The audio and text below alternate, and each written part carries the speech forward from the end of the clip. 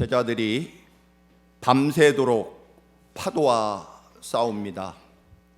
그리고 베드로가 바다 위를 걷는 이야기입니다.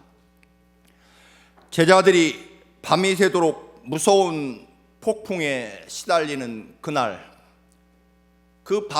그날 낮에 있었던 일은 바로 앞에 성경처럼 보리빵 5개와 생선 2마리로 어른 남자만 5,000명을 먹이는 기적이 낮에 있었습니다. 그날 낮에 그 엄청난 보리빵 5개와 생선 2마리로 15,000명 혹은 20,000명을 먹이시는 그 황홀하고 위대한 기적이 벳세다 광야에서 펼쳐졌고, 그리고 그 빵을 먹은 사람들이 예수님을 왕으로 세우려고 우리의 왕이 되어 주소서라고 예수님에게 요청을 하는 내용이 바로 앞에 나옵니다.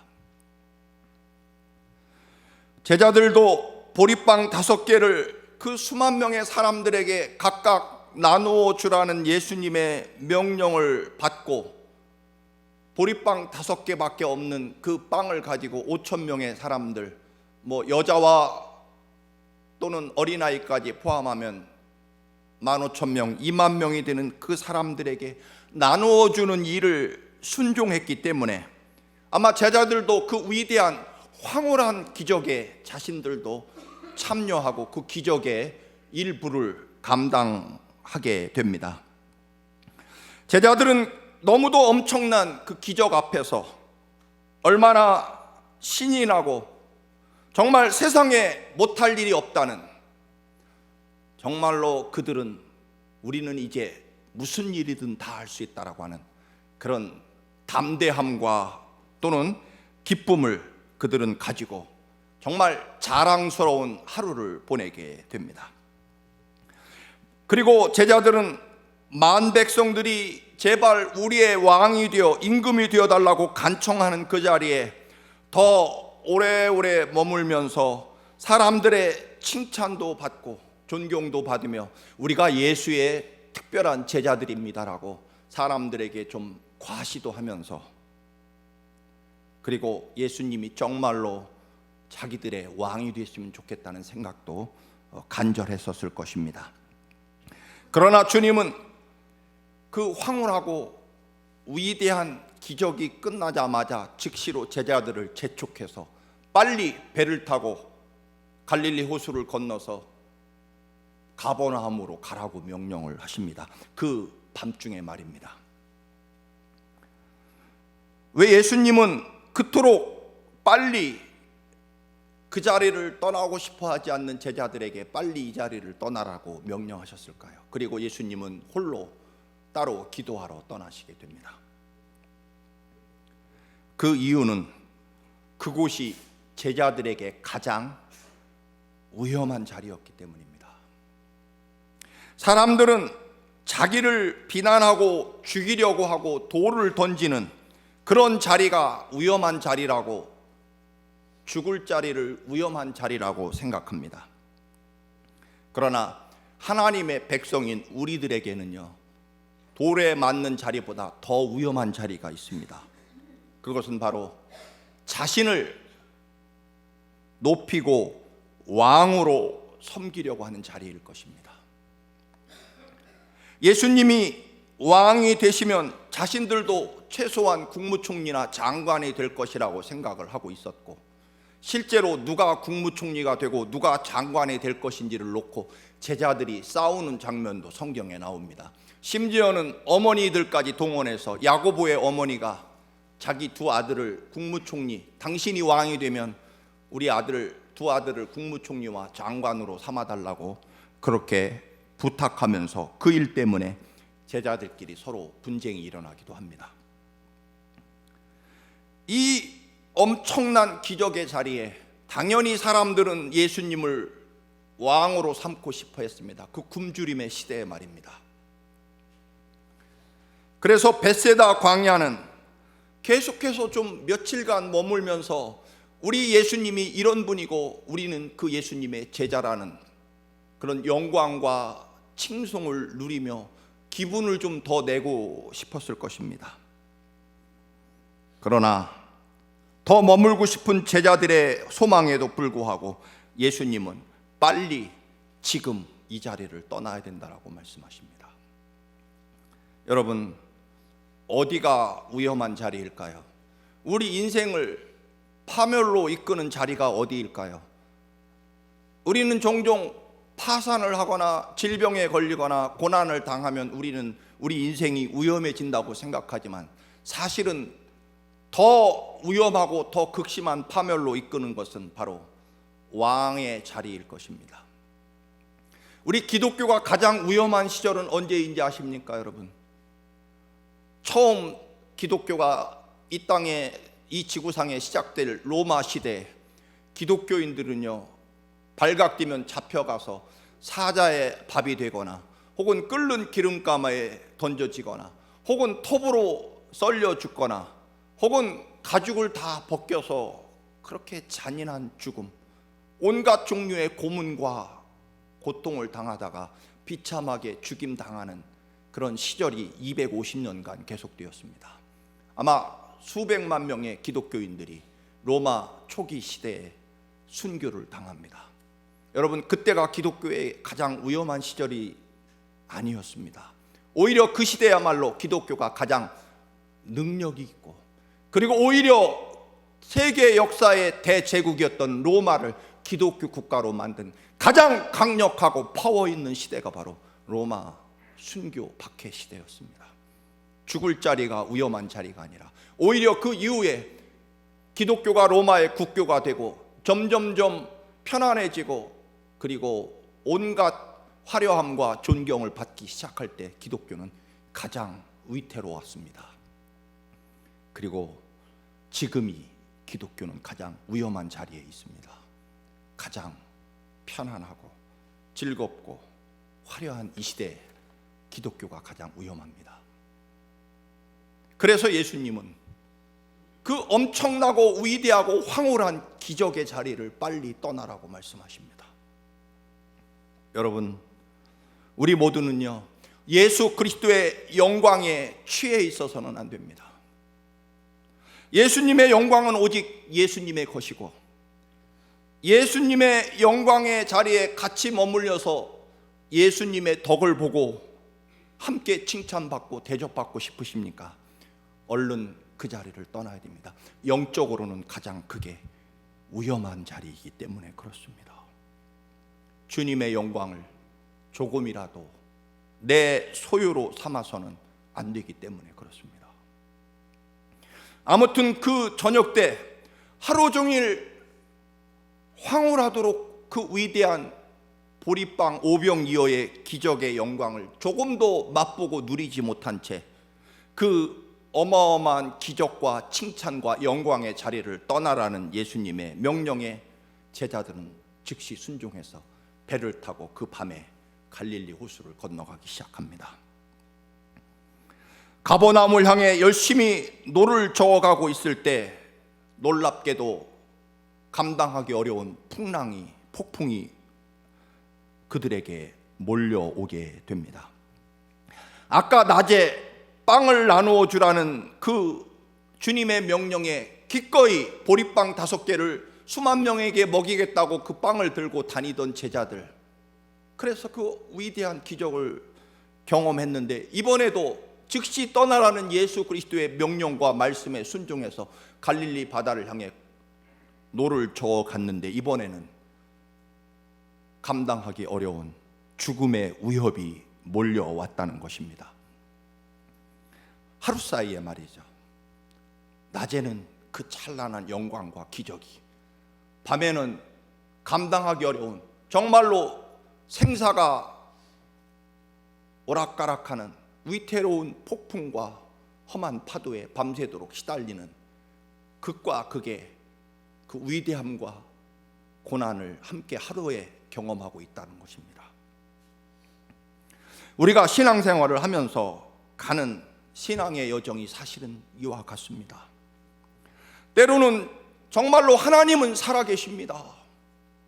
하나님은 살아계십니다라고 위대한 기적과 간증을 들으며 정말 그래, 하나님은 살아계셔 하는 그 뜨거움과 위대한 하나님의 역사를 찬양하면서 하나님을 경험하기도 하지만, 같은 하나님의 말씀과 하나님의 명령에 따라 살아가는 그 신앙의 길임에도 불구하고 때로는 병들고 때로는 실업자가 되기도 하고 때로는 배신을 당하기도 하고 그리고 큰 사고를 경험하기도 합니다.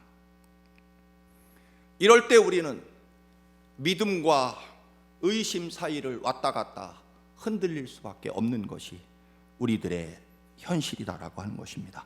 언제는 영적인 기쁨으로 가득하지만 무엇이든 하나님의 능력과 권능으로 다 할 수 있다는 뜨거움으로 가득 차기도 하지만, 또 잠시 지나면 마치 폭풍우 속에 생사를 기약할 수 없는 그런 상황에 직면하기도 한다는 것입니다. 그래서 우리는 두려워지고 의심에 빠져 점점점 마치 베드로처럼 바닷속으로 빠져 들어가기 시작한다는 것입니다. 모든 영광을 접고 예수님의 떠나라는 명령에 따라 노를 저어서 호수 건너편으로 건너가는 그 길에 밤새도록 감당할 수 없는 엄청난 폭풍우에 그렇게 밤이 새도록 시달리고 이제 새벽 기진맥진해 있는 그 시간에 모든 것을 이제 더 이상 어쩔 수 없는 그런 포기와 절망의 폭풍 속에 있을 때 주님이 바다 위로 걸어오십니다.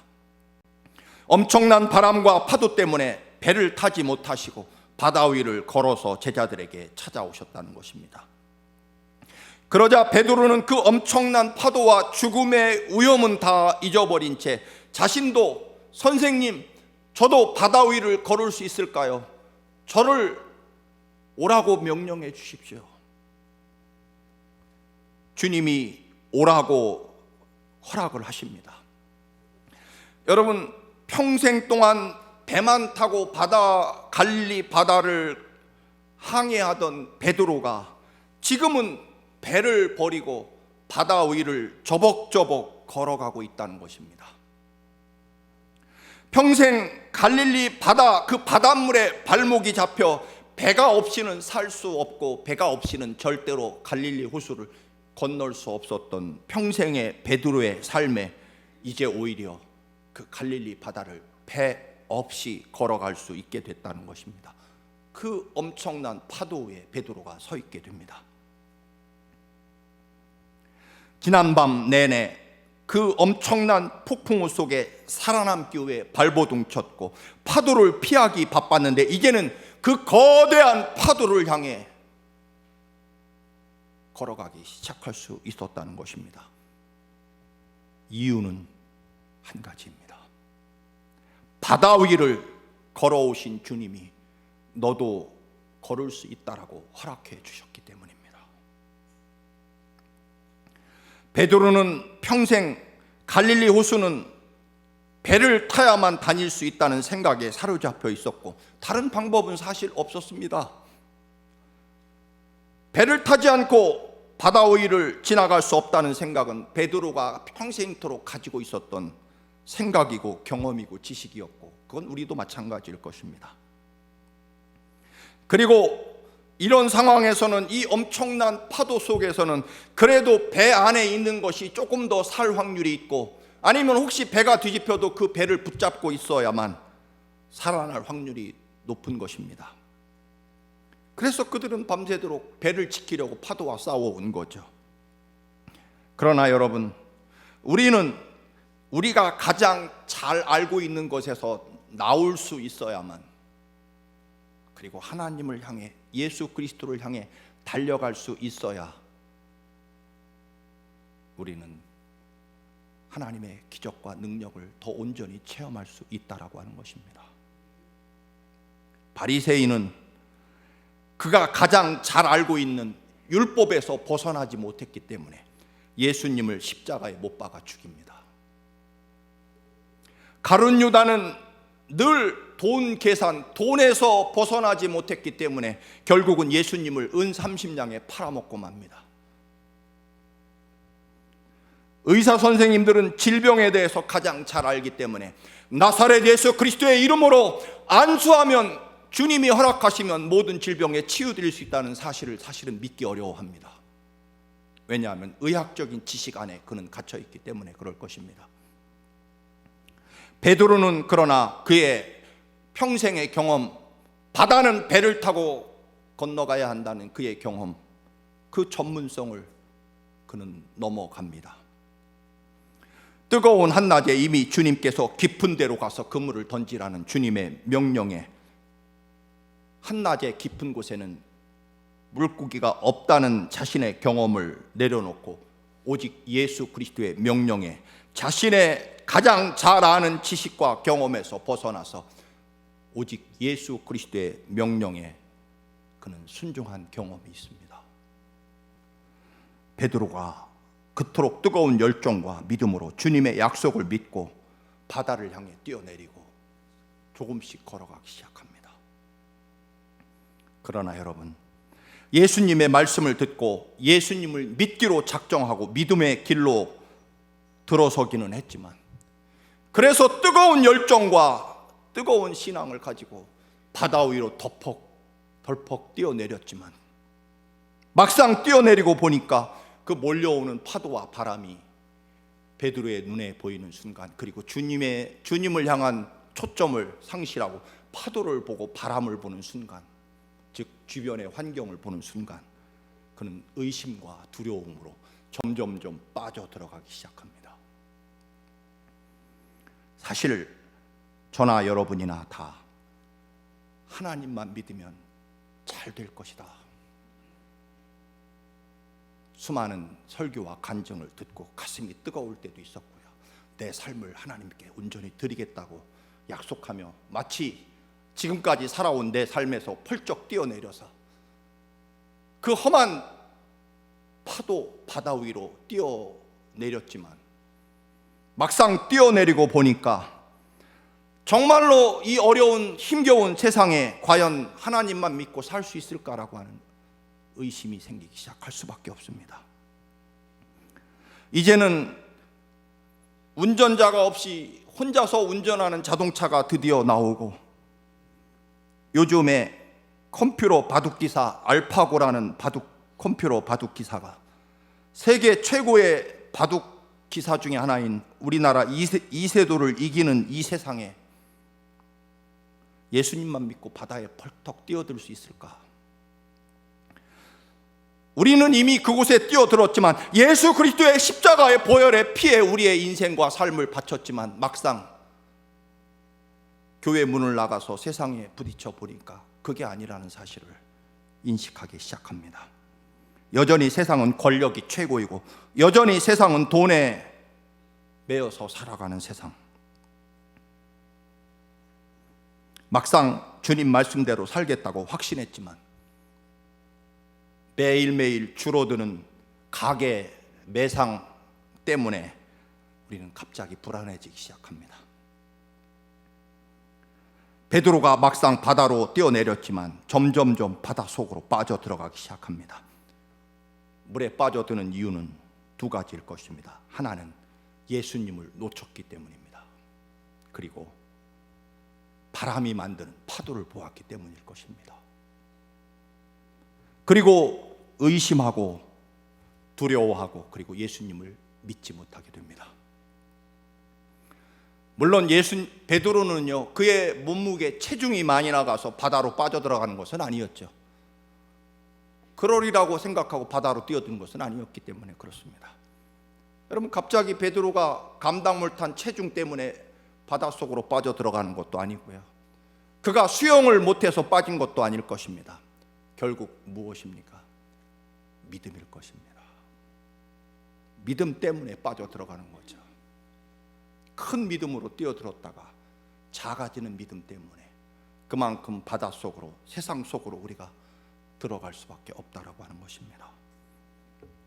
사랑하는 성도 여러분, 믿음이 있으면 우리는 세상의 파도 위를 걸어갈 수 있게 됩니다.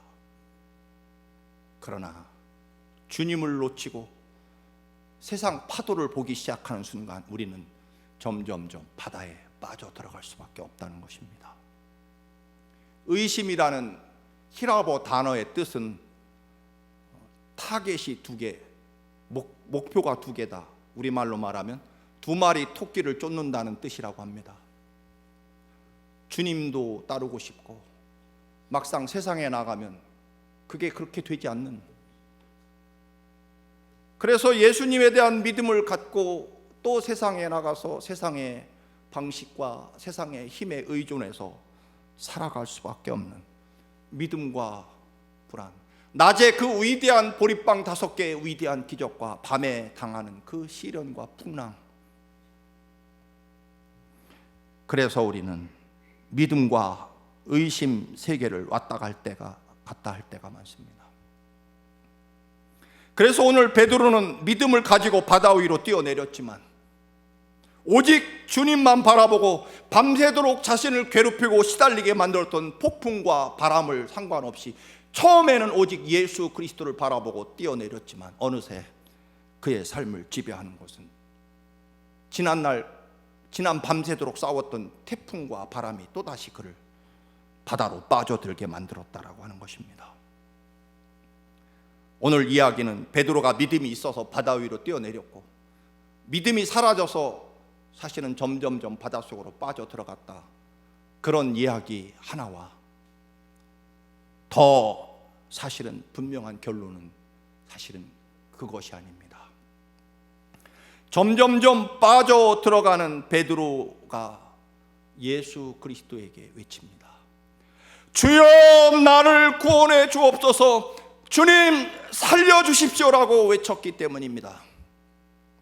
베드로의 믿음이 있건 베드로의 믿음이 없건 사실은 베드로의 믿음에 따라 삶이 좌우된다는 것이 아니라 주님을 믿고 바다에 뛰어내렸든 아니면 배 안에 여전히 멈추고 있었든지 간에 분명한 것은 우리를 끊임없이 살리고 붙잡아 주는 것은 주님 살려주십시오, 주여 나를 구원하여 주옵소서라고 외치는 주님을 향한 부르짖음이라는 것입니다.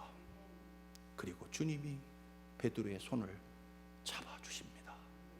너는 왜 그렇게 믿음이 없느냐 이 녀석아, 너 같은 녀석은 그냥 빠져서 바닷속으로 들어가 버려라, 그런 얘기가 아니라는 겁니다. 베드로야, 네가 믿음이 있으면 굉장하고 네가 믿음이 없으면 아무것도 못한다고 너의 믿음에 모든 것이 달려있는 것이 아니다. 네가 위대한 황홀한 기적을 경험하든 혹은 무섭고 두려운 폭풍 후에 시달리든 그 어떤 상황에서도 주님 나를 구원해 주십시오, 주님 살려주십시오, 그 부르짖음이 너를 구원한다는 것입니다. 우리는 좀 잘하면 대단한 것처럼 생각하고 좀 잘못하면 마치 내 믿음이 모든 것을 정하고 결정한다고 생각하는, 사랑하는 성도 여러분, 결국 우리 믿음의 핵심은 예수님과의 관계일 것입니다. 예수님에게 내 삶을 온전히 맡길 수 있느냐. 주님이 바다에 서 계시면 나도 바다로 내려갈 수 있어야 되고, 주님이 보리빵 5개로 사람들에게 나눠주라면 그 자리에 있을 수 있는 것이고, 그게 안 되면 우리는 환경에 따라 좌우되면 우리의 삶도 결국 그 믿음의 정도에 따라 바다 깊숙한 곳으로 빠져들어갈 수밖에 없을 것입니다. 사랑하는 성도 여러분, 우리의 삶과 구원이 인생이 굉장히 복잡한 것처럼 보이지만 하나님을 섬기고 하나님을 믿고 살아가는 우리들에게는 단순하고 간단합니다. 예수님과의 관계가 우리가 어떻게 되느냐에 달려있다는 것입니다. 사도행전을 보면 처음 초대교회 교인들은 자기 자신들을 뭐라고 부를까? 오늘날 우리는 크리스천, 그리스도의 사람이라고 그렇게 이름을 붙여져 있지만 사도행전에 잘 읽어보면 처음 초대교회 교인들은요, 사도행전의 교인들은 자기 자신들을 향하여 주님의 이름을 부르는 사람들이라고 그렇게 자기 스스로들을 자기 이름을 붙입니다. 주의 이름을 부른다는 것은 오늘 이 이야기입니다. 주님, 우리를 구원해 주옵소서. 자신의 무능함과 연약함을 언제나 잊지 않고 주님 살려주십시오, 나를 구원해 주시옵소서라고 언제나 어느 환경 속에서도 주님을 향하여 팔을 내밀고 외치는 사람, 그 사람이 그리스도의 사람이라는 것입니다. 우리 청암교회가 사명을 다하기 위해 할 일이 많을 것입니다. 그러나 무엇보다 중요한 것은 이곳이 주의 이름을 부르는 곳이 되시기를 축원합니다. 다른 것 아니라 주님, 나를 불쌍히 여기시고 나를 살려주시고 나를 구원해 주옵소서. 나는 아무것도 할 수 없는 사람입니다. 주의 이름을 부르는 사람으로 가득한 주님의 몸된 교회가 되시기를 오늘 이 예배에 참여한 여러분, 비록 우리는 큰 소리로 부를 수는 없지만 이 시간 마음속으로 크게 부르짖기를 바랍니다. 주님, 나를 구원하여 주옵소서.